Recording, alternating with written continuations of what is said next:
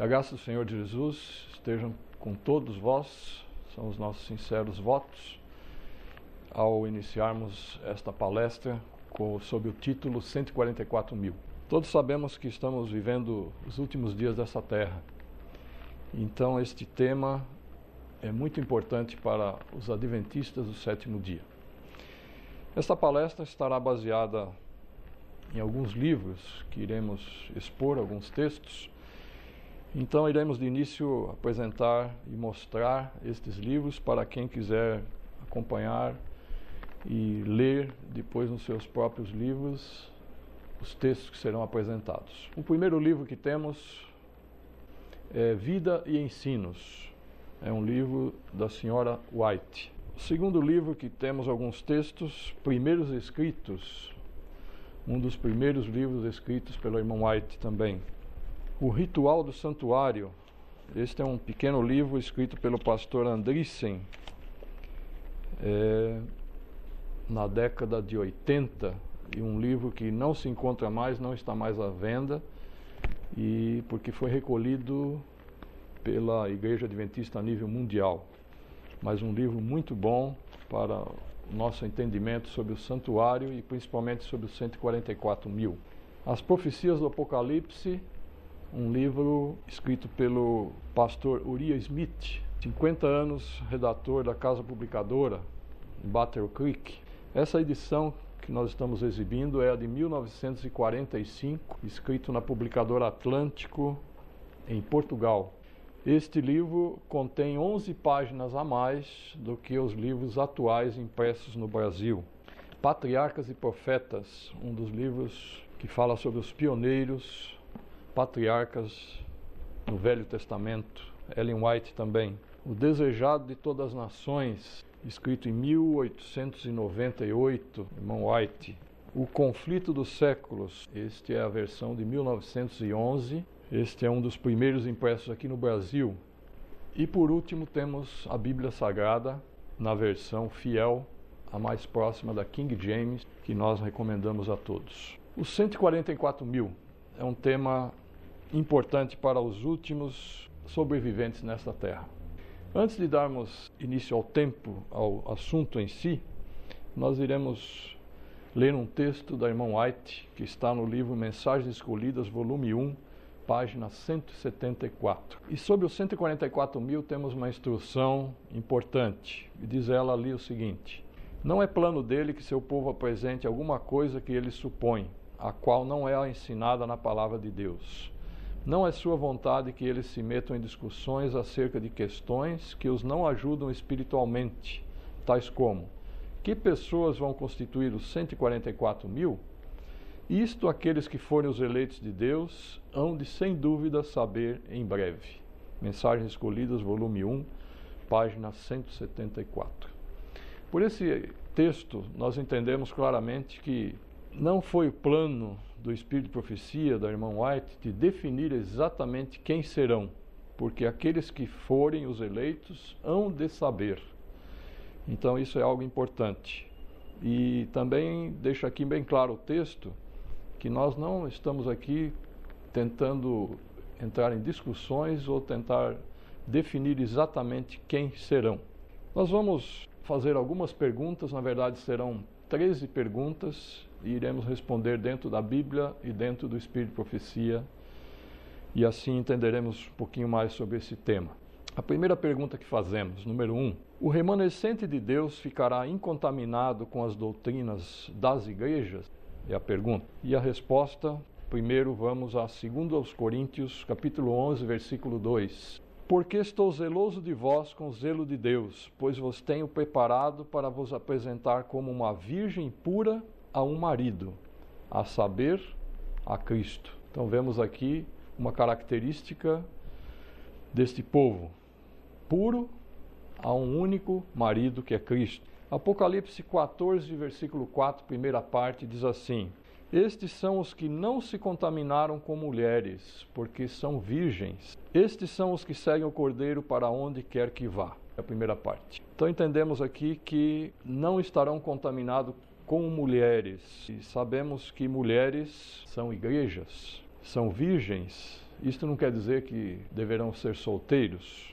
No Grande Conflito, encontramos um texto na página 382, 383, que diz assim: declara-se que Babilônia é mãe das prostitutas. Como suas filhas devem ser simbolizadas as igrejas que se apegam às suas doutrinas e tradições, seguindo-lhe o exemplo em sacrificar a verdade e a aprovação de Deus, a fim de estabelecer uma aliança ilícita com o mundo. A mensagem de Apocalipse 14, anunciando a queda de Babilônia, deve aplicar-se às organizações religiosas que se corromperam.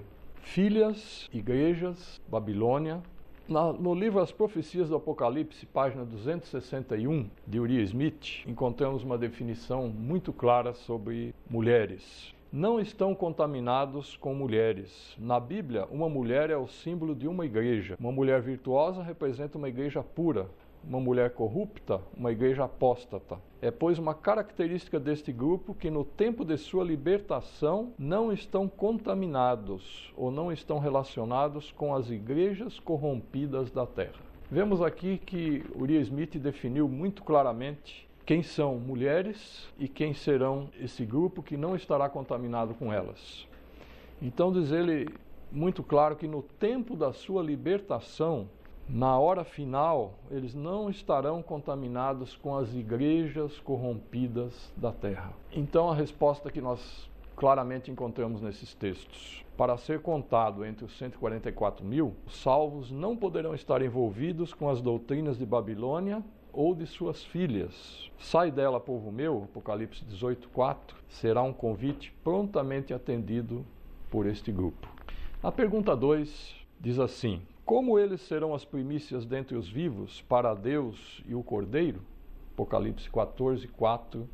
E diz assim na última parte: estes foram comprados dentre os homens para serem as primícias para Deus e para o Cordeiro. Então entendemos aqui que esse grupo de homens e mulheres foram comprados da terra para serem as primícias. Logo mais iremos saber quem são as primícias. Mas comprados, nós entendemos que se refere a pessoas vivas. Nos lembramos que no tempo da escravatura, por exemplo, quando os navios negreiros iam à África comprar escravos, eles passavam por um exame médico, olhavam os dentes, olhavam a saúde, muito parecido com o que se faz hoje ao admitirmos numa empresa, não é? Vamos a um dentista, a um médico, e não se compravam mortos, somente se compravam vivos.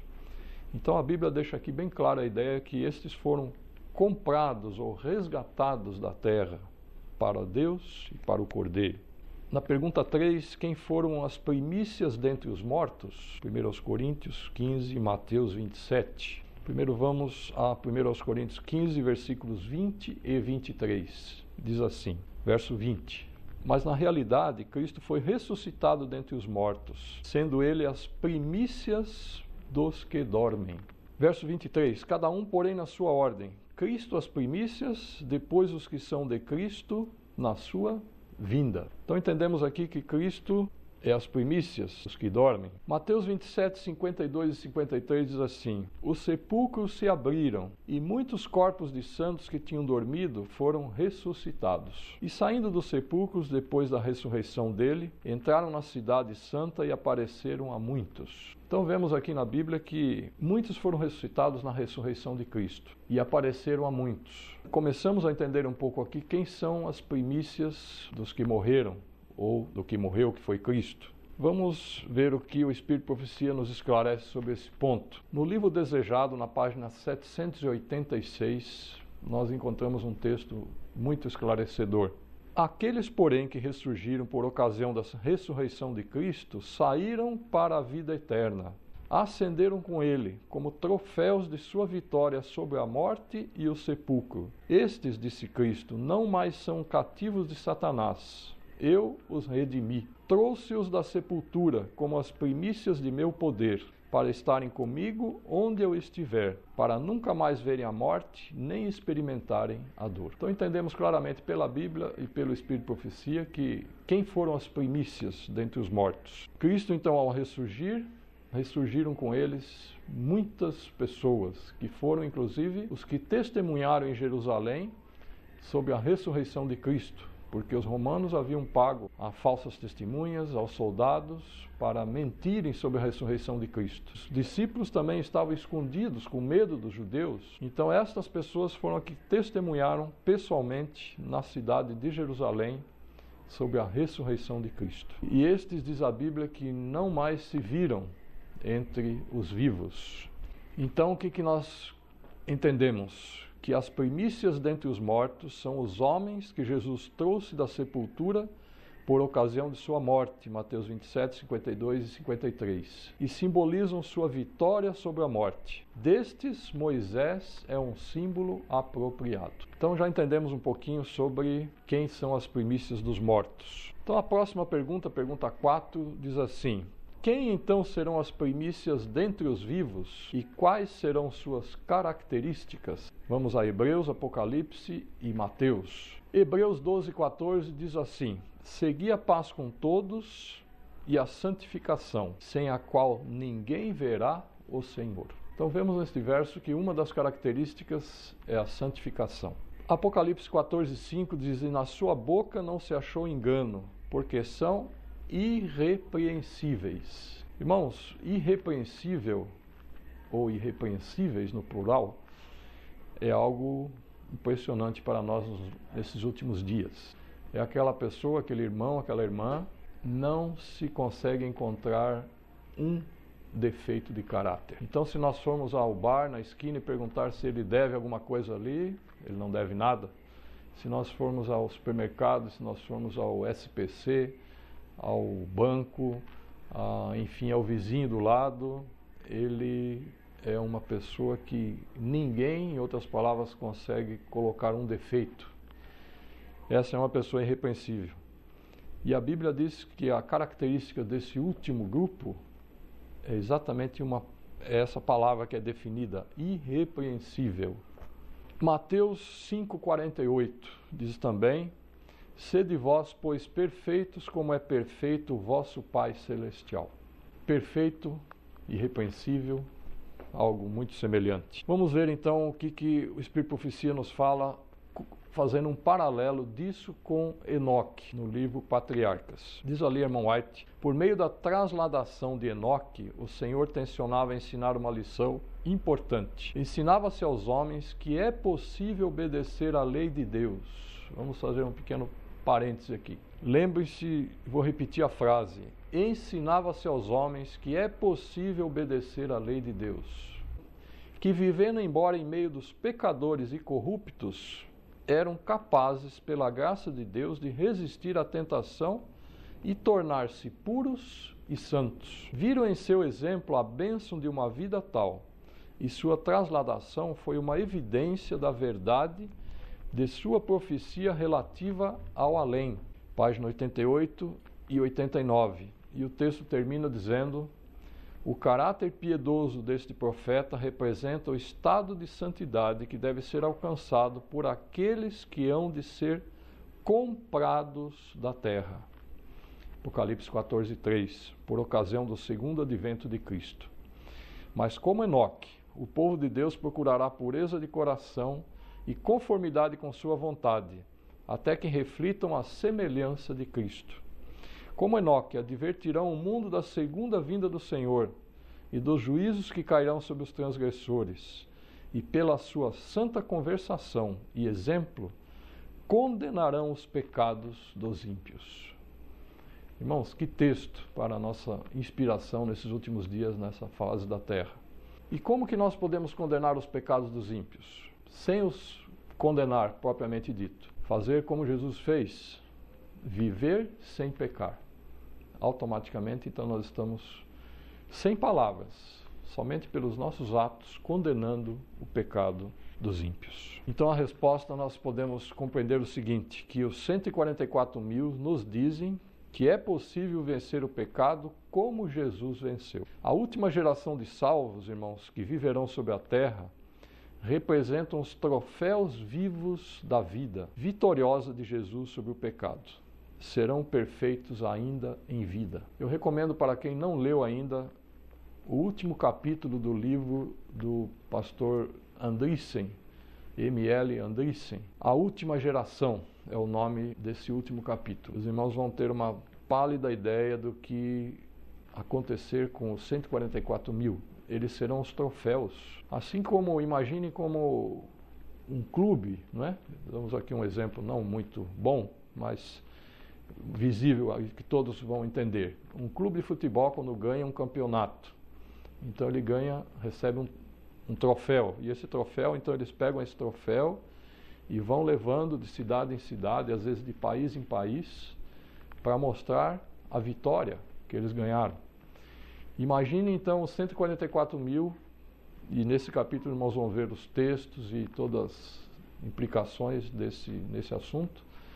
Os 144 mil então viajando pelo universo todo, juntamente com Cristo, e Cristo então mostrando, olha aqui o meu troféu, são esses. Eles conseguiram vencer na última geração, na pior fase da história da Terra de pecado, e mostraram que é possível sim obedecer à lei de Deus, que a lei de Deus é santa, justa e boa. Então que nós possamos, se Deus o permitir, fazer parte desse grupo. Pergunta 5. Que textos nos confirmam que os 144 mil se contarão dentre os vivos? Apocalipse 14, verso 3, diz aqui, a última parte somente. Senão os 144 mil, aqueles que foram comprados da terra. Então nós já salientamos um pouquinho essa ideia do comprar. Então aqueles que foram comprados ou resgatados da terra. Então isso nos deixa uma ideia muito clara na Bíblia que estarão entre os vivos.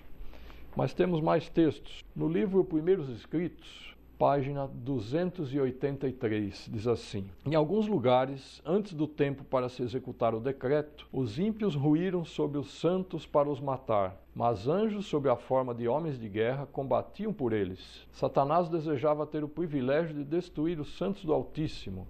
Jesus, porém, ordenou a seus anjos que vigiassem sobre eles. Deus queria ser honrado, fazendo um concerto com aqueles que haviam guardado sua lei à vista dos gentios em redor deles. Jesus queria ser honrado, trasladando, sem que vissem a morte, aos fiéis e expectantes que durante tanto tempo o haviam esperado. Então vemos aqui uma palavra-chave, né? Trasladado sem ver a morte. Um texto importante, mas temos mais textos. No livro Desejado, na página 408, irmão White escreve assim: Moisés, sobre o Monte da Transfiguração, era um testemunho da vitória de Cristo sobre o pecado e a morte. Representava os que sairão do sepulcro na ressurreição dos justos. Elias, que fora trasladado ao céu sem ver a morte, representava os que se hão de achar vivos na terra por ocasião da segunda vinda de Cristo, e que serão transformados num abrir e fechar de olhos. Sobre o monte foi representado em miniatura o futuro reino da glória. Cristo o Rei, Moisés como representante dos santos ressuscitados e Elias dos trasladados. Então nós vemos ali no Monte da Transfiguração, ao Jesus estar passando as suas horas de angústia, veio do céu Moisés e Elias para animá-lo a não desanimar. Moisés representando aqueles que morreram em Cristo e Elias daqueles que foram vivos ao céu. E Elias então é um símbolo apropriado para os 144 mil. No livro Primeiros Escritos, na página 164, temos mais um texto do Espírito Profecia, exatamente sobre esse assunto, mas em outras palavras. Moisés estava presente para representar os que serão ressuscitados dentre os mortos por ocasião do segundo aparecimento de Jesus. E Elias, que fora trasladado sem ver a morte, representava os que serão transformados à imortalidade por ocasião da segunda vinda de Cristo e serão trasladados sem ver a morte. Primeiros Escritos, página 164. No livro Vida e Ensinos, na página 58, encontramos agora um texto muito claro, que serão os vivos. Logo ouvimos a voz de Deus semelhante a muitas águas, a qual nos anunciou o dia e a da vinda de Jesus. Os santos vivos, em número de 144 mil, reconheceram e entenderam a voz, ao passo que os ímpios julgaram fosse um trovão ou terremoto. Ao declarar Deus o tempo, verteu sobre nós o Espírito Santo.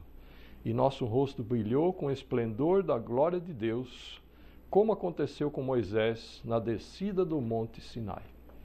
Então percebam aqui nesse texto que a irmã White é clara que os santos vivos em número de. Então isso não deixa dúvidas sobre a literalidade desse grupo de pessoas. Saiu um decreto para se matar os santos, o que fez com que esses clamassem dia e noite por livramento. Esse foi o tempo da angústia de Jacó, Gênesis 32. Então todos os santos clamaram com angústia de espírito e alcançaram livramento pela voz de Deus. Os 144.000 triunfaram. Sua face se iluminou com a glória de Deus. Então mais um texto mostrando a literalidade dos 144.000.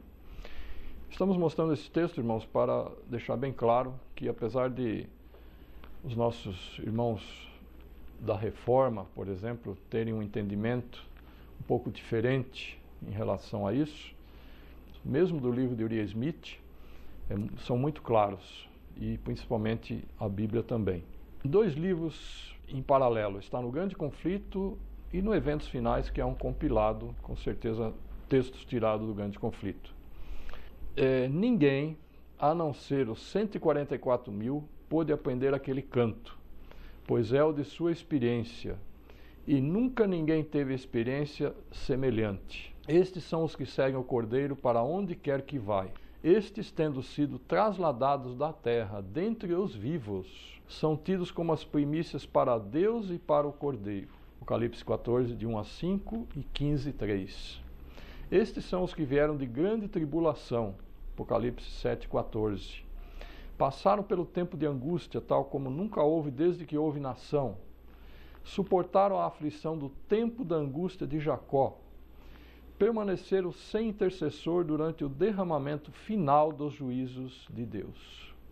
Irmãos, esse texto esclarece muitas dúvidas. Deixa muito claro aqui que serão trasladados dentre os vivos. Que mais? Passaram pelo tempo de angústia. Algum pioneiro nosso, alguém que morreu na fé da mensagem do terceiro anjo, passou por esse tempo de angústia?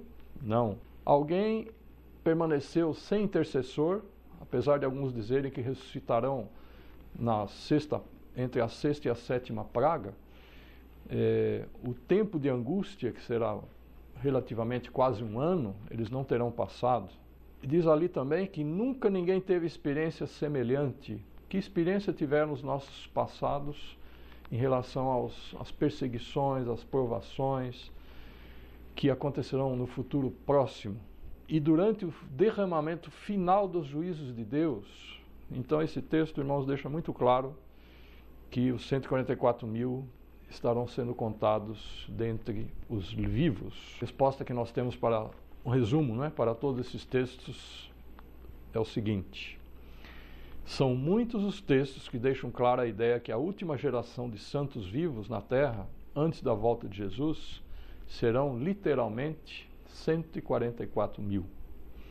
Alguns podem achar que são poucos, mas lembre-se que no dilúvio salvaram-se somente 8 pessoas, e a população daquela época era de aproximadamente 6 bilhões de pessoas. Isso é que muitas pessoas não sabem, não têm ideia, que hoje nós estamos na casa dos 7 bilhões no ano 2011. E na época do dilúvio, estudos feitos pela arqueologia bíblica e estudos feitos pela história também, os dois estão batendo ao redor de 6 bilhões de pessoas. E somente 8 pessoas se salvaram. Tudo bem que entendemos que alguns construtores da arca faleceram antes da arca estar pronta. E talvez mais pessoas aceitaram a pregação de Noé. Mas o número final foram 8. E então 144.000 é um número relativamente alto em relação ao dilúvio, se nós pegarmos esse paralelo em relação à quantidade de pessoas da época do dilúvio e da época atual. Por que Satanás não poderá matar os santos durante o tempo de angústia? O que nós temos escrito sobre isso? Vamos ver então o primeiro texto que está em Primeiros Escritos, na página 284. Deus não consentiria que os ímpios destruíssem aqueles que estavam esperando pela sua trasladação, o que não se encurvariam ao decreto da besta, nem receberia o seu sinal. Então é Deus que irá segurar, né? Não vai deixar que esses 144 mil sejam mortos, porque tentativas existirão, e muitas. Um outro texto, Primeiros Escritos, página 284, 285. Ao deixarem os santos as cidades e as vilas, eram perseguidos pelos ímpios que os procuravam matar. Mas as espadas que se levantaram para matar o povo de Deus quebravam-se e caíam tão impotentes como uma palha. Anjos de Deus escudavam os santos. Eu fico imaginando, irmãos, que maravilha será essa libertação. Porque hoje sabemos que a luta não é mais com espadas, sabemos que temos mísseis teleguiados. Na luta no Afeganistão, os soldados têm capacete com GPS e observam suas miras por GPS e os projéteis são teleguiados, são infalíveis. Mas, do ponto de vista humano, seria impossível um ser humano se libertar dessas armas modernas, né? Vemos ali no caso da invasão da Argentina pela Inglaterra, que os soldados ingleses, à noite, né, dizimaram um a um soldados argentinos sem que eles soubessem de onde estavam vindo os disparos. Mas temos a certeza aqui que Deus, por meio dos seus anjos, escudarão os santos. Então, nós temos promessas e promessas maravilhosas. No grande conflito, na página 638, nos dá mais um motivo. Se o sangue das fiéis testemunhas de Cristo fosse derramado nessa ocasião, não seria como o sangue dos mártires, qual semente lançada a fim de produzir uma messe para Deus. Então entendemos claramente que a porta da graça se fecha. A partir da porta da graça fechando, não haverá mais morte, nenhum fiel morrerá. Ou seja, os 144 mil permanecerão vivos durante todas as pragas. E esse texto é muito claro, porque por que não morreriam? Porque não há mais porta da graça, não há mais salvação. Então, de que adiantaria um sangue ser derramado que não seria mais semente? Então, Deus irá operar nessa época e irá proteger os seus fiéis. Pergunta 7. Com quais grupos Deus firmará um concerto de paz e quais serão as testemunhas oculares de tal honra? Então agora nós vamos entender quantos grupos existirão vivos na hora da volta de Cristo. E falando Deus o dia e a hora da vinda de Jesus e declarando o concerto eterno com o seu povo, proferiu uma sentença e então silenciava, enquanto as palavras estavam a repercutir pela terra. O Israel de Deus permanecia com os olhos fixos para cima, ouvindo as palavras enquanto elas vinham da boca de Jeová e ressoavam pela terra como estrondos do mais forte trovão. Aqui um breve comentário. Daquele dia e hora, ninguém sabe, nem os anjos dos céus, mas unicamente meu Pai que estás nos céus, Cristo disse. Alguns que defendem 3 deuses, então dizem que nessa ocasião Jesus falou como humano, mas nós vemos todos os textos até agora lidos que quem irá falar o dia e a hora é Deus o Pai. E aqui a irmã White diz claramente que é da boca de Jeová. E ressoavam como estrondos do mais forte trovão. E ela continua dizendo, era terrivelmente solene. No fim de cada sentença, os santos aclamavam, glória, aleluia. O rosto deles iluminava-se com a glória de Deus e resplandeciam de glória como fazia o de Moisés quando desceu do Sinai. Os ímpios não podiam olhar para eles por causa da glória. E quando a interminável bênção foi pronunciada sobre os que haviam honrado a Deus e santificado o seu sábado, houve uma grande aclamação de vitória sobre a besta e sua imagem. Isso está no Primeiros Escritos, página 285, 286.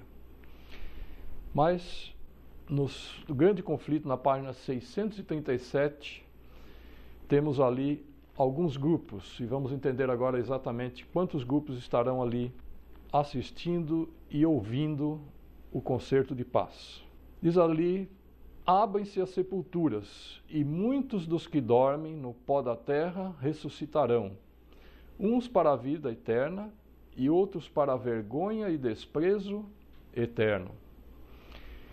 Agora vemos um primeiro grupo definido. Todos os que morreram na fé da mensagem do terceiro anjo saem do túmulo, glorificados para ouvirem o concerto de paz. Então já temos os 144.000 que estão vivos e ouvem o concerto. Agora, um segundo grupo, então, ressuscita, saem das sepulturas para ouvirem o concerto de paz. Um segundo grupo, estabelecido por Deus com os que guardaram a sua lei. Ponto.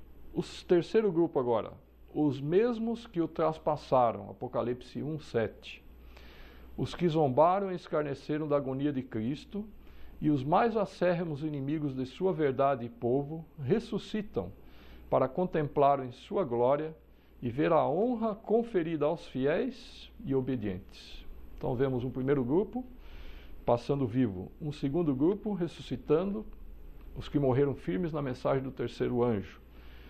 Temos aqueles que ajudaram, diretamente na morte de Cristo, Pilatos, soldados, enfim, todos o sinédrio naquela geração que participaram, terceiro grupo. E quarto grupo, os ímpios, vivos que estarão presentes. Então, vemos ali 4 grupos de pessoas que irão assistir à volta do Senhor Jesus. Temos como resumo dessa pergunta: os que ressurgiram na ressurreição parcial ouvem, juntamente com os 144.000, o concerto de paz dos céus para com os que guardaram todos os mandamentos de Deus. Irmãos, isso é muito importante. Todos os mandamentos. O primeiro, o segundo, o terceiro, o quarto principalmente. Os ímpios testemunharão a proteção especial de Deus sobre o grupo dos 144.000. Verão a glória de Deus refletindo em seus rostos. Então será algo fantástico, Eles brilharão, assim como Moisés brilhou após 40 dias estar no Monte Horebe falando com Deus. Pergunta 8. O inimigo conseguirá fazer algum mal ao remanescente fiel de Deus? Primeiros Escritos, página 37, tem uma explicação muito clara. Saiu um decreto para se matarem os santos, o que fez com que estes clamassem dia e noite por livramento. Este foi o tempo de angústia de Jacó. Então todos os santos clamaram com angústia de espírito e alcançaram livramento pela voz de Deus. Os 144.000 triunfaram. Sua face se iluminou com a glória de Deus. Página 37, Primeiros Escritos. Na página 273, temos mais um texto sobre esse assunto. Uma gloriosa luz resplandecia sobre eles. Quão belo era então o seu parecer. Todos os sinais de cuidados e cansaço haviam desaparecido. Viam-se de novo saúde e beleza em cada semblante. Seus inimigos, os ímpios, em redor deles, caíram como mortos. Não podiam suportar a luz que brilhava sobre os que haviam tido livramento e eram santos. Essa luz e glória permaneceram sobre eles até que Jesus foi visto nas nuvens do céu. E o grupo fiel e provado foi, num momento, num abrir e fechar de olhos, transformados de glória em glória. Então, o livramento acontecerá. E interessante que a transformação ocorrerá num momento, num abrir e fechar de olhos, ao ser Cristo avistado nas nuvens dos céus. Então o livramento será total. Pergunta 9. Se os santos não poderão ser destruídos após o livramento, contra quem a multidão de perdidos volverá a sua ira? Nesse momento, irmãos, infelizmente, o povo, a maioria da igreja e de todas as igrejas, verão que foram iludidos. Um acusa ao outro de o ter levado à destruição. Todos, porém, se unem em acumular suas mais amargas condenações contra os ministros. Pastores infiéis profetizaram coisas agradáveis, levaram os ouvintes a anular a lei de Deus e a perseguir os que a queriam santificar. Agora, em seu desespero, esses ensinadores confessam perante o mundo a sua obra de engano. As multidões estão cheias de furor. Estamos perdidos, exclamam, e vós sois a causa de nossa ruína. E voltam-se contra os falsos pastores. Muitos aqui querem entender que estamos falando dos pastores de outras igrejas.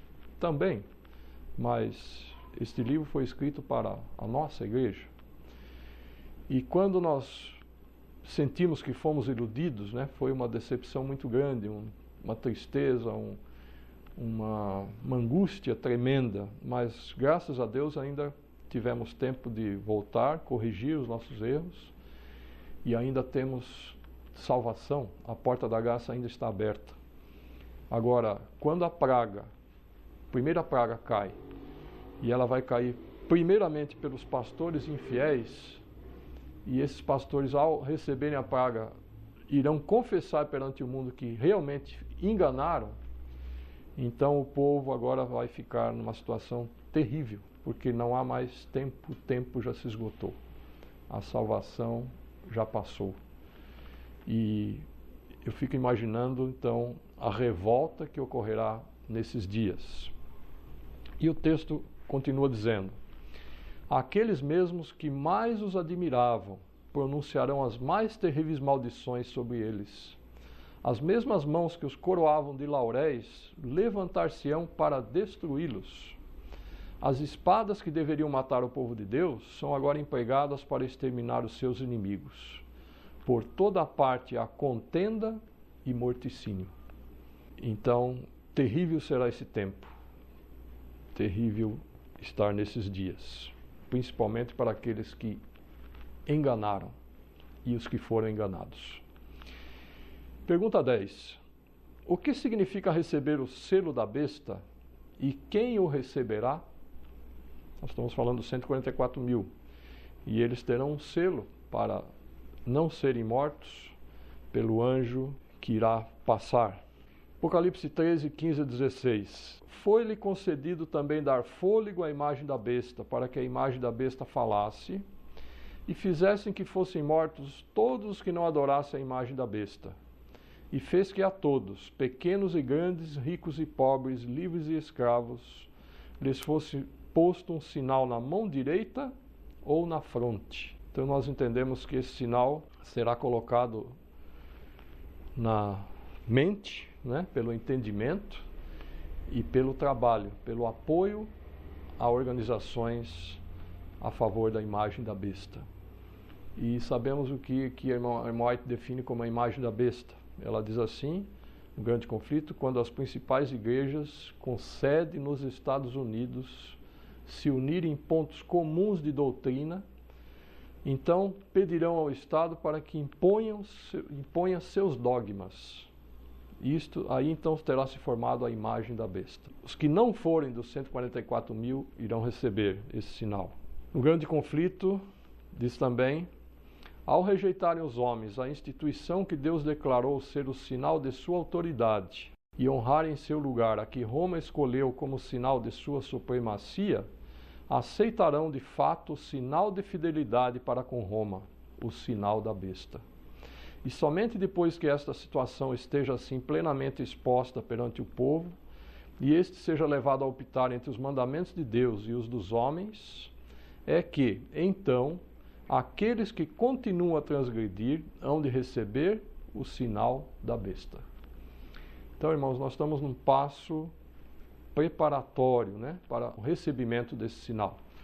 Então, fiquem alertas. Se a tua igreja já começa a fazer reuniões aos domingos às 9 da manhã, se ela já começa a fazer culto do poder às 9 da manhã, ou começa a fazer culto na mata às 9 da manhã, ou começa a levar a fazer o JA aos domingos de manhã, ou domingos à tarde, então é porque em breve sairá o decreto dominical.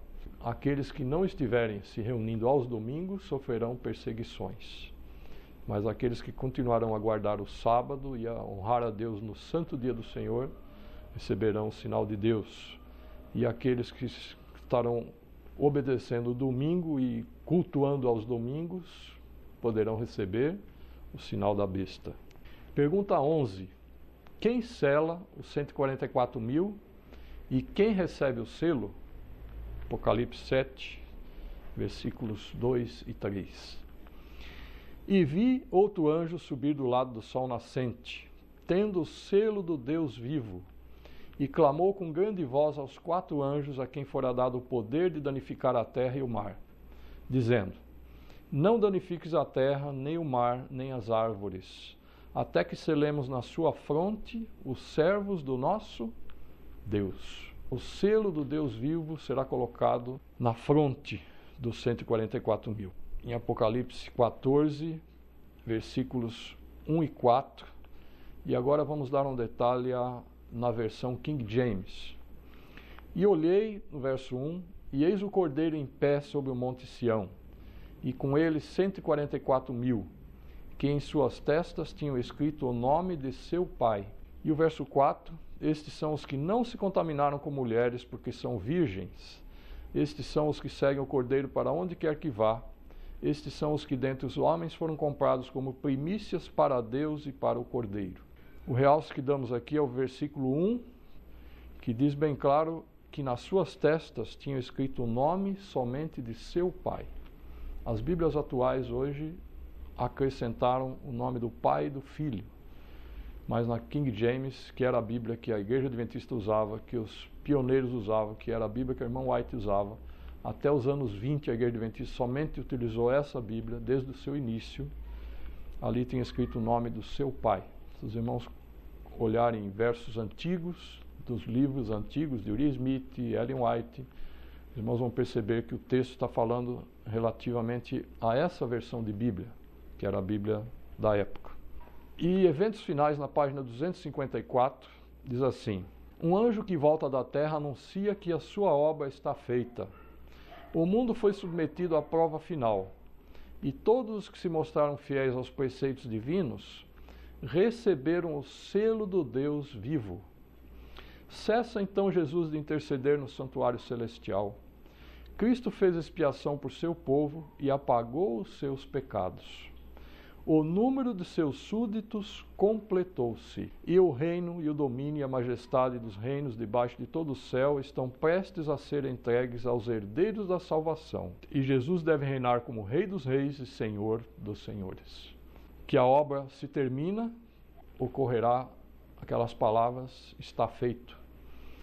E Jesus então deixa de interceder, não há mais salvação. Hoje é o tempo da salvação. E o porquê? O número de seus súditos completa-se. Hoje nós temos que estar preocupados com esse julgamento, porque quando Jesus se levanta, não há mais salvação.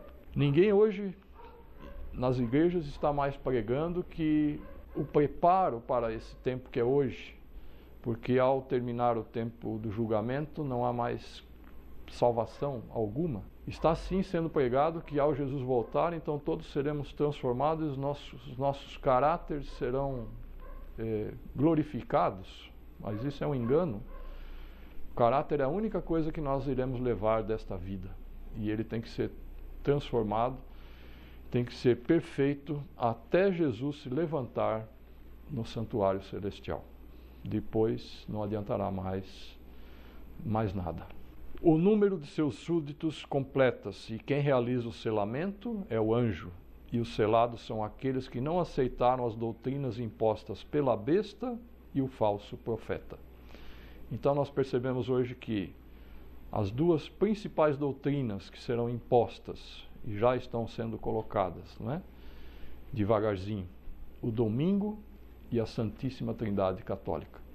Então essa última é a principal doutrina da Igreja Católica e está sendo colocada em todas as religiões por meio do ecumenismo, até mesmo religiões que defendiam o Deus único. Não vou citar nomes, mas estão já aderindo e já trocando as suas doutrinas de adoração. Antigamente é um Deus único e verdadeiro, para agora um Deus politeísta de 3 pessoas. Pergunta 12. Mesmo após terem sido selados, padecerão eles aflições? Será que depois de selados, os 144.000 sofrerão alguma aflição individual? Vamos ver o que temos escritos no livro Testemunhos para Ministros e Obreiros Evangélicos, na página 446, diz assim: E mesmo depois de os santos terem sido assinalados com o selo do Deus vivo, seus eleitos terão provas individualmente. Virão aflições pessoais, mas a fornalha é vigiada de perto por um olho que não deixará que o ouro seja consumido. Sobre eles está a marca indelével de Deus. Deus pode alegar que o seu nome ali está escrito. Deus os circunda. Seu destino está escrito: Deus, Nova Jerusalém. São a propriedade de Deus, a sua possessão. Bonito, muito reconfortante para cada um de nós. E a última pergunta: qual será a atividade então dos 144.000 pela eternidade sem fim? Muitos dizem que no céu não haverá distinções, não haverá discriminação, não é? Que o céu é igualdade, mas nós vemos desde o início que no céu há hierarquias. A própria Patriarcas e Profetas diz isso, História da Redenção, a Bíblia confirma. Os anjos têm as suas ordens de hierarquia. O arcanjo Miguel é o Cristo, que é o chefe dos anjos, né? Hoje chefe do anjo Gabriel, e assim. Irmão White então define claramente que existe uma hierarquia no céu. Então nós vemos no livro Desejado, no livro História da Redenção e no livro Patriarcas e Profetas, Lúcifer era o terceiro na hierarquia. No livro Patriarcas nós vemos que Lúcifer era o imediato abaixo de Cristo.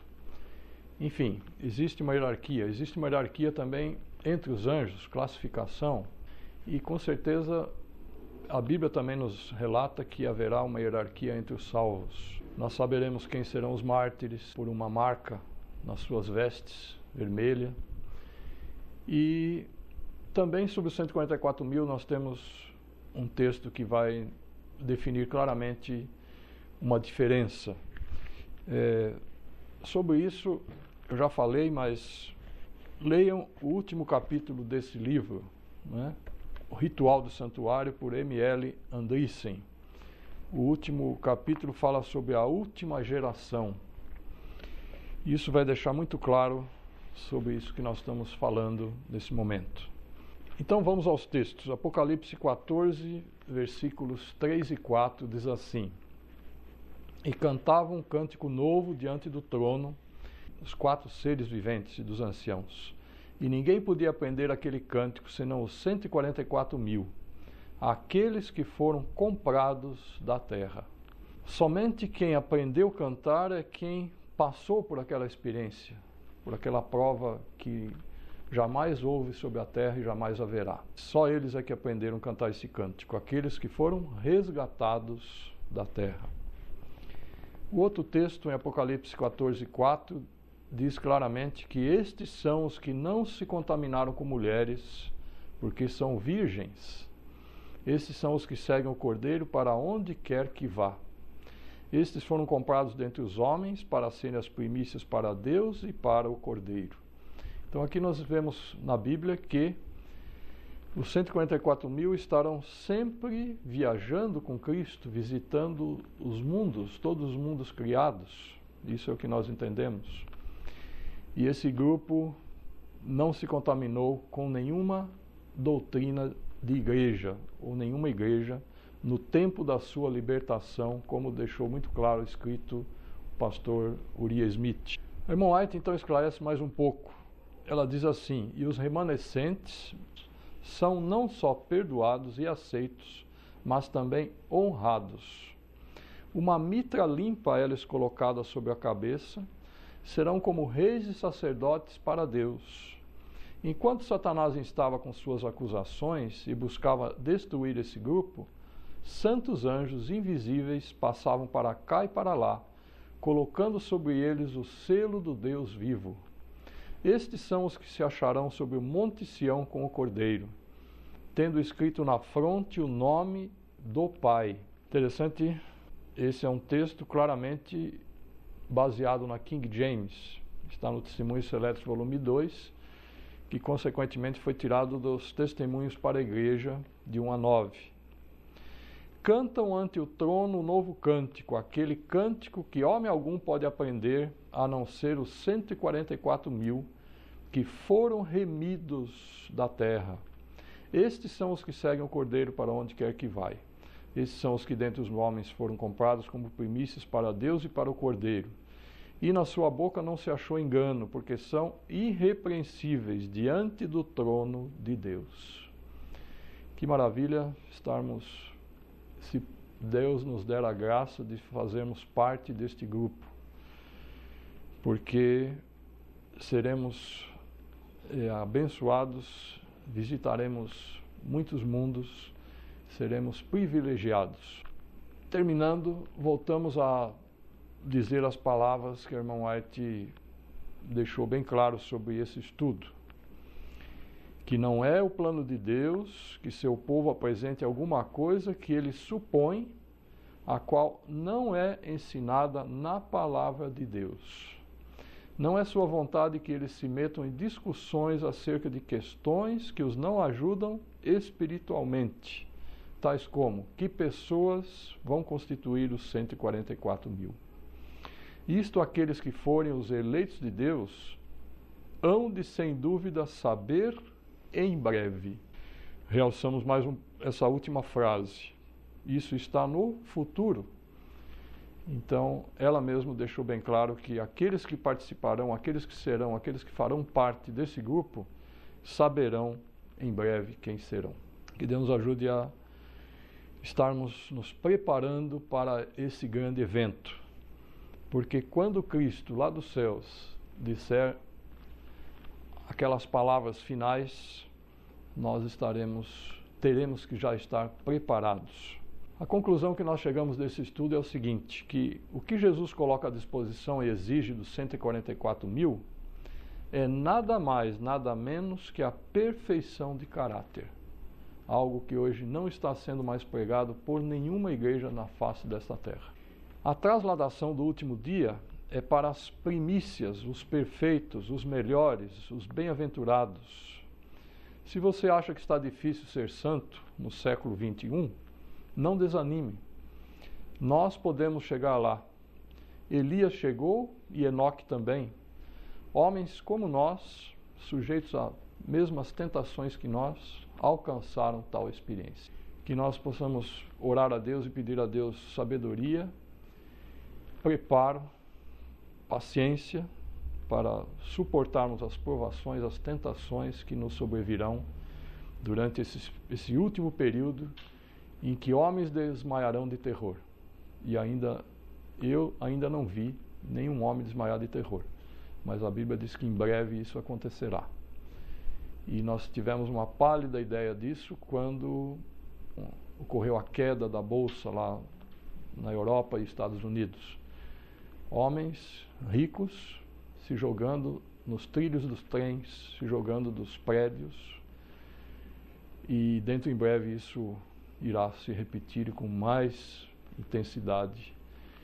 Apocalipse 22:11, e dirá Jesus: quem é injusto, faça a injustiça ainda, e quem está sujo, suje-se ainda, e quem é justo, faça a justiça ainda, e quem é santo, seja santificado ainda. E terminamos com a pergunta: está você se preparando hoje?